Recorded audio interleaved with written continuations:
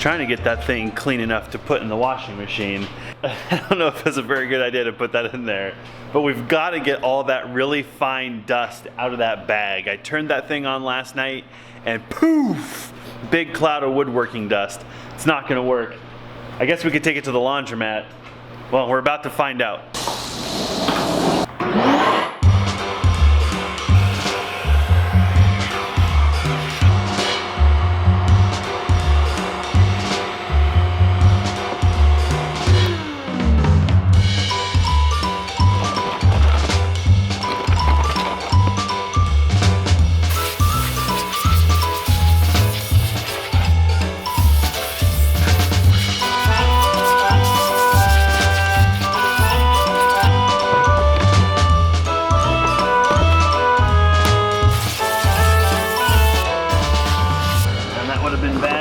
Forgot the filter. I'd have known instantly as soon as I turned it on. A big cloud of dust would have let me know. Guys, I think it's safe to say that the battle with dust has just begun. Getting the dust collection working on this Shopsmith is as important as getting the Shopsmith itself up and running. That's my project for today. I realize this isn't gonna be a super exciting video, but I don't know, maybe it'll be informative. I'm definitely gonna learn today. Basically, we bought this Shopsmith 2 years ago. It is used. It came from a gentleman who did exactly what Alyssa and I are doing. I talk a little bit more about the backstory in a video that I shot yesterday. And then there's also a story out there, or a video out there, of us getting all these tools. Give that video a watch. It was a blessing. I almost think it was meant to be. It just seems too good to be true. Anyway, give those videos a watch. They're a hoot. So basically, this Shopsmith has been moved probably not less than half a dozen times between the gentleman that had it and it being here at the house. And each one of these tools has the potential to be a precision tool, but I don't know the background on it. I don't know where things were when he finished his last job, and I certainly don't know what's happened to it in all of the transiting. So I think it makes sense to spend some time today going through each machine and the Shopsmith itself and trying to make sure that everything is tuned up, it's square, everything's running the way it should be. We're gonna be working on cabinets next, and if there's anything that's totally not forgiving, it's furniture type stuff. Everything just has to be perfect. I'm sure there's a way to fudge some stuff, but I'd like to just make sure that we're not fighting the machine, so that if there's a screw up, it's mine. So this video is not going to be a tutorial. Our loyal followers know we don't do tutorials because we don't know what we're doing, so how could we possibly teach anybody else? But I do want to try to, as much as I can today, share what I'm doing and why, not so much the how to do it. So this is the main Shopsmith unit. It's the power head and this main set of rails. And this is where the table saw attaches, and other things like the disc sander can actually attach to that arbor. And so that arbor and its relationship to this table and the bars is all very important. Everything has to be true and accurate. And then each one of these accessories, that was a short summation by the way, there's a lot of work to be done getting this tuned up. I can only assume that in all the moving it's probably all out of whack. Each one of these tools that mounts to the main unit, this is an accessory stand. So this tool actually removes from here and it goes into these pockets. But these legs are eccentric, and so they turn when we loosen that set screw, and what that does is allow us to move the tool left and right, and then the tool can actually be moved up and down. And that needs to be done for each one of these tools. The sander, the joiner, and the bandsaw. The problem is this small connector here, I'm not sure what to call it, but the power from this head is transferred through a small connector into the tool, and if it's not lined up properly, it'll wobble and it won't transfer the power efficiently. That's not really something I think we want to be dealing with when we're trying to be productive. We should be able to set each one of those now, and then when we carefully move the tool over here, everything should be lined up and work correctly. I'm going to be the first one to admit that this type of work is not my strong suit. I've been teaching myself to do more and more maintenance and trying to stay on top of it. And I think this is going to be a challenging day because it's going to be an entire day, and I don't know if you're like me, but I guess I don't feel satisfied at the end of the day because I don't have anything I can physically look at and feel accomplished. But maybe as we start to work on this cabinet project and we start to put different sides and things together and they fit tightly, and we also have less problems during the workflow, maybe that's the satisfaction that comes from doing this kind of work. So this is gonna feel tedious. If you're not the kind of person who does this kind of work, you're probably gonna hate this video. And I don't know, maybe someone will kind of be inspired to try the same thing on their equipment. I don't know that all equipment is capable of this level of adjustment. I'm sure professional stuff is, like even adjusting the fence. On a really low end table saw, it's probably just a fixed fence. But everything here is adjustable left, right, up and down, and it can be made to be true to one another so that the workflow goes smooth. So if you have more budgety type tools, you may not even have the option to do some of this type of calibration. There's a couple of tools, I guess all the tools, but there's a couple of tools to me that if you don't get calibrated right, you are never gonna win, and that is a planer and a table saw. If this thing is off just a little bit, every single cut is gonna be a train wreck. We're gonna be trying to build fairly precise boxes, and a box is unforgiving for sure. And when we come to the planing portion, if you're getting a thin side and a thick side and you're trying to join boards together, forget it. It's a train wreck. So this is gonna be a learning curve, getting this stuff set up and tuned up, and hopefully by the end of the day, we've got a well-oiled, well-running shopsmith.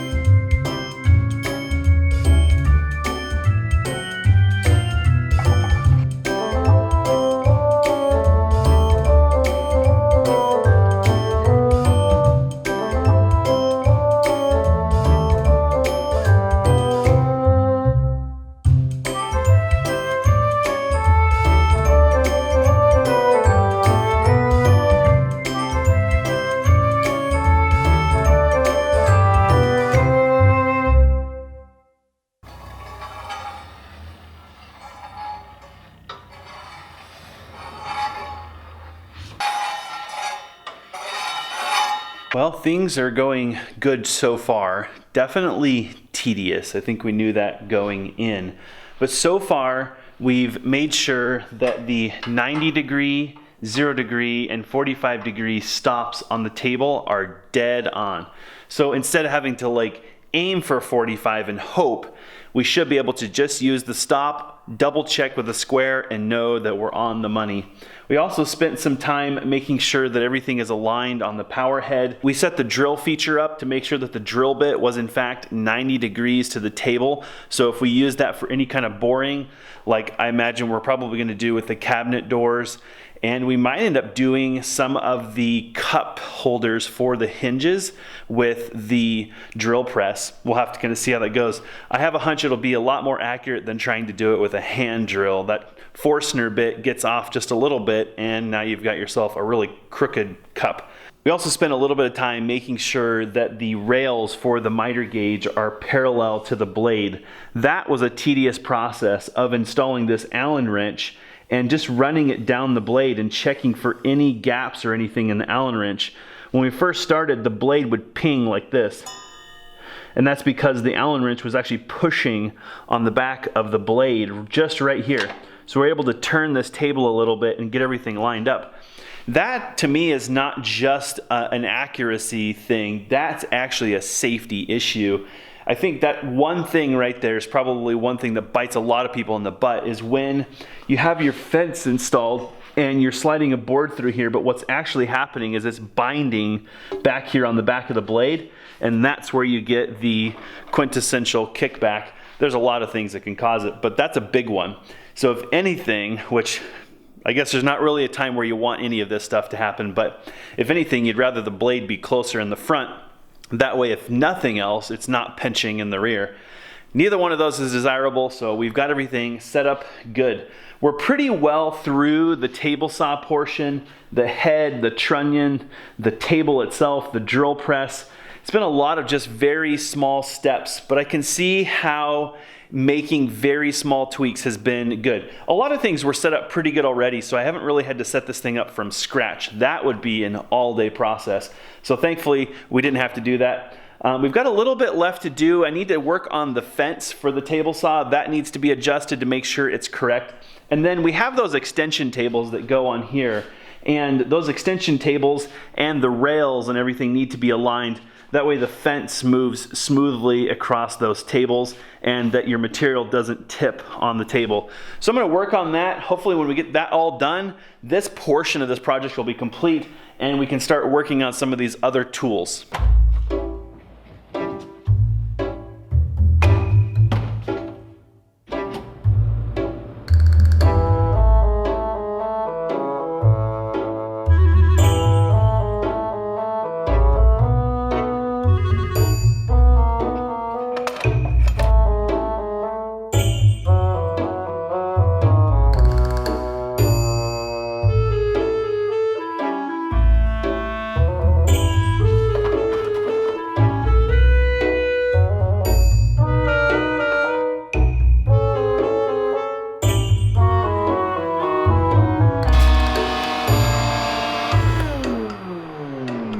I have officially made my very first cut on a Shopsmith. I didn't know if this day was ever going to come. I'll be doggone. It actually works pretty stinking good. And I asked Alyssa for a noise report and she said she couldn't hear it over the shop vac. I guess that means it's not too loud, I suppose. Cool, so probably put a good 2 hours just into the adjustments and everything that I've done so far. The fence is working really good. I adjusted the riving knife behind the blade guard here so that it is nice and centered over the blade. Make sure that we don't have any misalignment there and got all that stuff sorted out. The blade guard's definitely nice, and the lower blade guard has dust collection built into it. I'm hoping the Shopsmith dust collection does a better job than our shop vac. But any dust collection, I guess, is better than nothing. So let's start kind of picking on some of these accessories and start working through getting the spindler shaft, the idler shaft, I don't even know what it's called, the spindle. Get all that stuff aligned up and make sure that each one's working. I know that the bandsaw blade is loose. I have no idea why. I don't know if the blade is broken or bad or something. And then I think the ultimate test will be taking a look at the planer. Hopefully we can get that far today. I've been trying to figure out what this attachment is a dust collection attachment for, and I've kind of come to the conclusion that it's for the drill press, because every other attachment is going to be below, but this looks like it goes on the table when you're in drill press mode, and then your drill shavings or whatever just go down the dust chute. That's the only thing I could think of, because with the router, there's actually a fence that goes with it that has a dust collection system built into it. So hopefully we'll get that part identified and all the other dust collection accessories, which there are plenty of, figure out where they all go.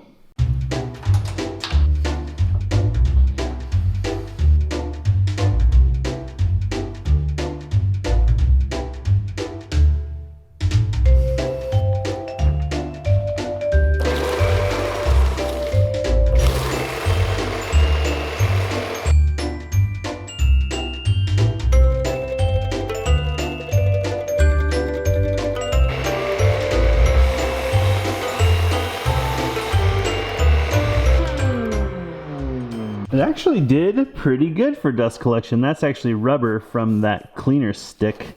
It's all over the place, so I kind of expect that stuff to go all over the place because it's kind of like a bouncy ball. But as far as dust goes, that's pretty good for a sander. Nice. I can't believe we have a belt sander with a table. That's so exciting.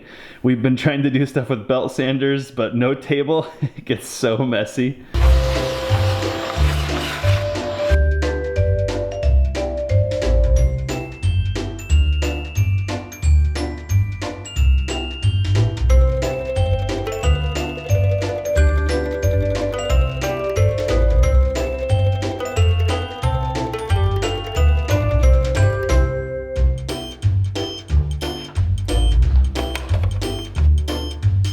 Saw joint, so that's set.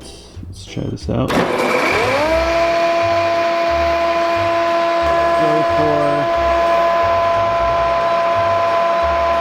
let's see, that's 1/32, 1/32.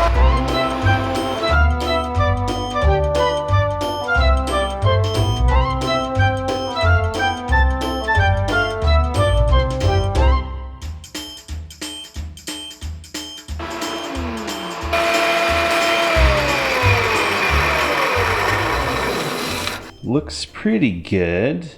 Looks like those knives might need to be sharpened. Also kind of looks like there's a little bit of a ridge you can kind of see there.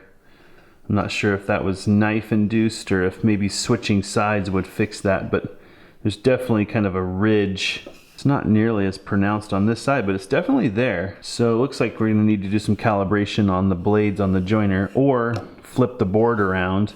And I think same thing there. That just looks like grain snipe or something, kind of chewing out. That's probably a function of the blades needing to be sharpened. And then of course that end snipe right there, that wouldn't be good if this were a finished board, blowing that stuff out. I was kind of worried that we're missing a part. This accessory spindle, it looks like there's actually a drive hub that you actually move from here to here. That's not anywhere in the instructions. But there's only one hub, and my thinking was you're not going to use both of these hubs simultaneously. That makes no sense. So I just moved this down here so that we could use the joiner. This is actually a special hub just for the joiner and the scroll saw. It's a high-speed shaft, and I think it turns about 1.5 times faster than the upper shaft. So this is for most things, and that lower shaft just for a couple of accessories. Seemed to work good. I did have to do some alignment on those shafts just like I did on the belt sander. So taking this time to tune things up is definitely paying off. I am worried that we start trying to do some work and now the spindle's wobbly or maybe even damage it. So that one's all tuned up. Joiner, we need to do some work on the blades. Maybe we'll do that off camera so we can keep moving through the tools. There's actually a bunch of accessories that are not really tools. I guess they are, but they're not like these. I think these pieces come with the overall Shopsmith system. If you buy it, it's like a 7-tool system. But we also have a mortiser, we have a biscuit joiner, we have a bunch of little doohickeys like that are more accessories, I think, than I would say are tools. So the next thing I want to work on is the bandsaw, and I'm just gonna have to sit down and spend some time reading about this. The blade that's in here seems to be quite loose and it's not fitting in any of the guides. So I'm kind of worried that something's maybe bent or damaged. Oh yeah, I forgot. We should assess the dust collection. So there's a few wood chips down here, but actually, you know what? Those are those rubber from the belt sander. So I have a hunch that this did a pretty good job. That or we just didn't generate much sawdust. Yeah, I'd give that a pass, a little bit on the ground, but that's better than no collection.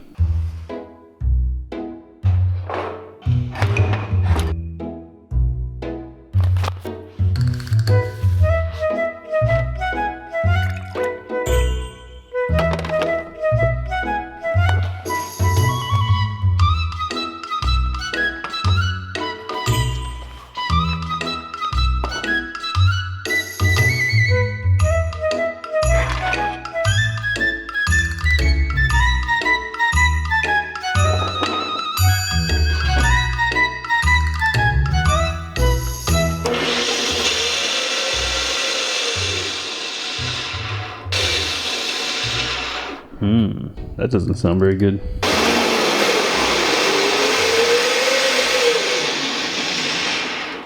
Sounds like a bad bearing. Sounds? I mean, it looks fine to me.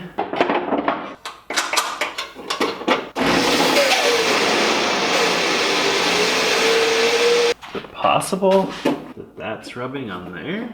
Doesn't make any sense. Totally is though. It's kind of a strange one. It sounds like a bearing is going bad somewhere, and maybe it's on the idler side, which is why it kind of starts, and then as it picks up speed, it starts to get happy.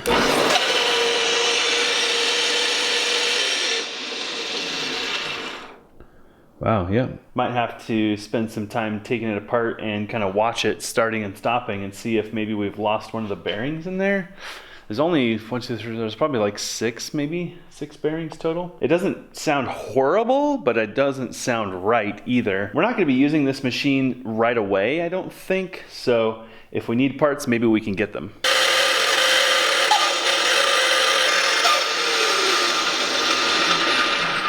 Well, it's definitely this one. I think that bearing in there is shot. Not 100% sure on that, but seems like this one is having issues. Every time you hear that barking sound, this wheel kind of jumps.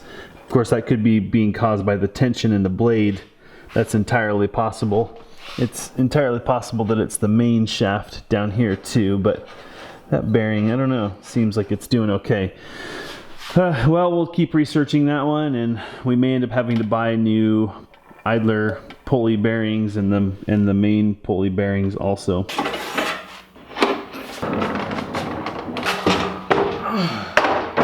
Wow, that's a chunk.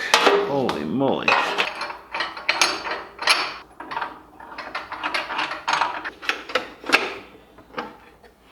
Blades look like they're in pretty good shape. I don't see any nicks in the blades at all. These are roller system, feed roller, and dust collection chute. So this is the outfeed side. This is the only Shopsmith accessory that goes the other way, that you don't work from the switch side. That's kind of random. Maybe it goes like that. There we go.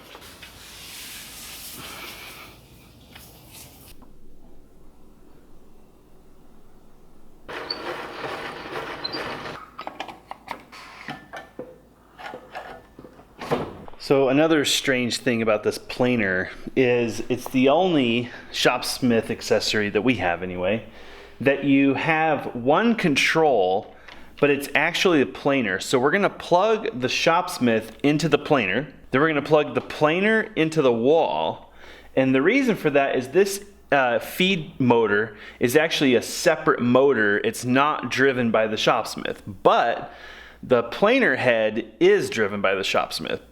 So it's a little confusing. I think as long as it's precise, I'm not gonna get too fussy, because I think really what matters when it comes to a planer is that it's reliable. So that goes in there. Okay. I think the Shopsmith has to be turned on, but nothing happens because this is not turned on. Okay, and then let's turn this on.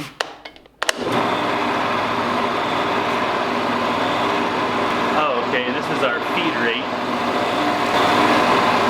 Okay, so let's set that to 1. And then we need to speed this up.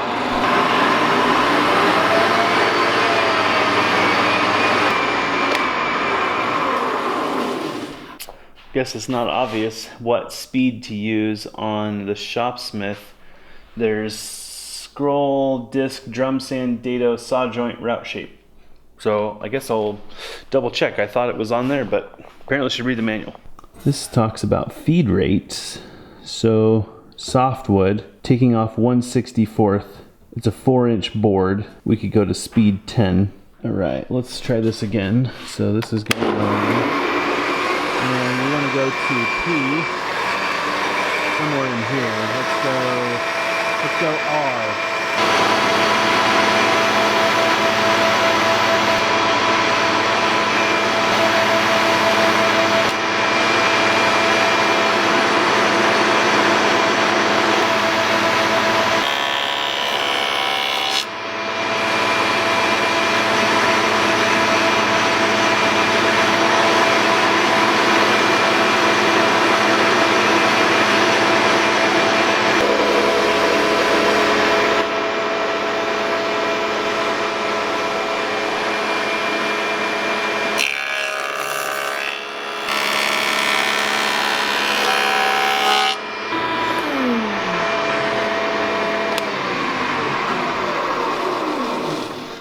Not too shabby, guys, not too shabby. Of course, this is soft, this is fur, and that's not a very nice knot, but it actually did a pretty good job on the knot. I don't see a lot of tear out. There's a little bit of snipe right there, but I mean, it's not much. Let's see, we went like I don't even know, a turn and a half. 3/64 or about a 1/16. So this looks like we're 1 3/8 there, 1 3/8 there, and 1 3/8 there. This side, 1 3/8, 1 3/8, 1 3/8, and 1 3/8 on the money. So I'm happy with that. I think we need to put some wood through it, you know, to kind of get a feel for what's going to happen and then decide if anything needs to be changed or calibrated. But otherwise, I'd say we've got a planer. Looks like dust collection's not going very good on this machine. Quite a bit of shaving still in there and a fair bit on the ground. It's possible that the Shopsmith vacuum may be maybe more powerful, and by that I just mean it moves more air. I don't know that it's really a function of suction. Like, this is a wet vac. It's meant to lift water, and the Shopsmith unit is probably more designed for moving air, so sucking up dust. So I guess we'll have to test that system out to see if it works better. Well, I feel like today was really tiring. I kind of knew that going in. It's been a really tedious day. I spared you guys tons of detail. It does feel good though to go through each machine and just tune it up. Kind of get to know where the adjustments are, what to look for, how to load blades, how to unload blades, all that stuff. So it looks like we need to do some work on the joiner blades. I looked at them and they are in really rough shape. The planer blades look pretty good. And of course we've got the issue with the bandsaw, but I think we've got the Shopsmith up and running. I feel comfortable starting on a project. I just know that the first one's gonna suck like it always does. And hopefully through this project, we'll kind of work through some of the bugs. I have a hunch that once we get everything tuned up and get all the parts replaced and fixed and stuff, this thing's gonna work really good for a long time. There's one other small problem that I'm seeing from today, and that's that this thing is a mess. Like, there's just so many bells and whistles and accessories and wrenches and fittings, and I don't know what we're gonna do with this. Maybe at some point we can kind of come up with a system for, like, this bin is for the table saw, this one's for the bandsaw, this one's, I don't know. And some of the stuff I'm still not even quite sure what is. Like, this is a jig for something, and I haven't really run into it yet. It's got, maybe it's a sharpening jig or something for chisels, maybe? I don't know. That makes sense maybe for the lathe chisels. I don't know. Anyway, we've got to find a way to keep all this stuff organized. Like, these tables down here, they're fragile, they're precision. We don't want to knock them over and be hard on them. There is some of these accessory assortment things on these Shopsmiths, so I think keeping some of that stuff up here is going to work good. But right now, that mess over there, that's our workshop, and that's not going to work long term. So hopefully we can get a system down, and maybe by the time we're all done, this will feel a lot less chaotic.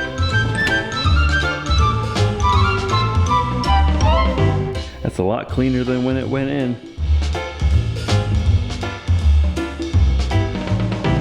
Uh-oh. Time to get the sewing kit out. Looks like our dust collection's got a boo-boo.